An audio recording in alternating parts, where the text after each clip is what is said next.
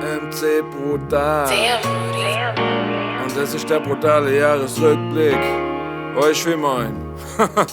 2020 war eine Farce, weil eins haben wir gelernt, Junger, legt mir am Arsch. Alle scheiße auf Gastro, Kultur und Sänger, aber Fußball geht immer.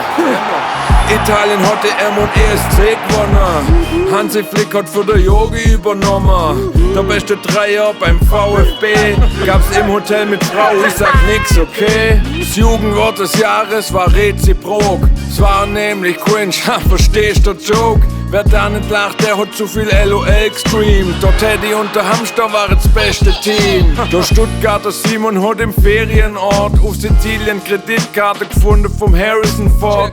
Ich han gedacht, der hat Geld wie Heu, aber Indiana Jones macht bloß ein Selfie, weißt. In Blumberg hat einer gedacht, der kommt mit dem Bagger und hat gesagt, nicht mit mir, junger Vater. Der Däden hat der Zahlungseingang vermissen und dann hat er den Neubau abgerissen.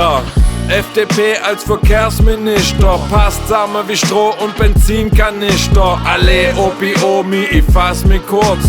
Das wird wie Tour de France ein Massensturz. Weinheim, Miramar, Loopingrutsch. Da ist eine Frau stecken geblieben, die ist nicht durchgeflutscht. Die hing in der Luft, im Euen in der Schlucht. Die Lösung war einfach, voll hinter drauf. Vom der Wellerman-Song kam's nicht drum rum. In Nathan C. Shanty ging's um Tee und Rum. Die Do-Wop made the hands covered, stark. Bei denen ging's um schwäbische Kartoffelsalat. Der Wurstmagnat Hönes, noch keine Veganer. Der Hildebrand hat den dann in 2 eingeladen. Sei veganes Restaurant, ich bin der Laidback. Veganer fresset mir wenigstens nicht mein Steak weg. Die fresset mir nicht mein Steak weg, weißt du?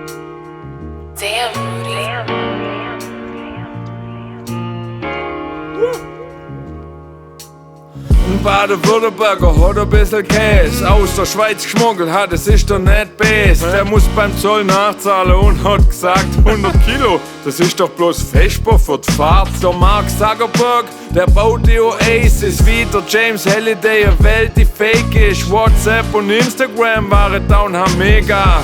Facebook und der Grust heißt jetzt Meta. Und Baden-Württemberg heißt jetzt The Land. Neuer Font, neue Farbe, represent. Wir sind geistig überlegen wie Lisa Barth. Und Hände haben jetzt ein super Riesenrad. Bei 22 Millionen haben ich auch schon mal geschluckt. Aber es sind halt Trigema-Pullis, geht da guckt. Abgesehen davon waren die Modetrends mies.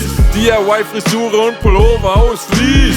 Die ganzen Rapper waren stets bemüht. Gefühlt jeder von denen hat den Eistee brüht. Finanziell ist bei denen gut gelaufen. Früher hat man Sabrina Settlos Badewasser gesoffen. Apropos Hafti, der wohnt jetzt im Ländle. Sorry the Land und baut eigene 4 Wände. Für Degerloch und Killesberg hat's nicht gereicht. Selbst als Millionär kommst da nicht weit. Da kriegst kein Luxus, Champagner und Kaviar. Da kriegst du 3 Zimmer, Wohnung und Octavia.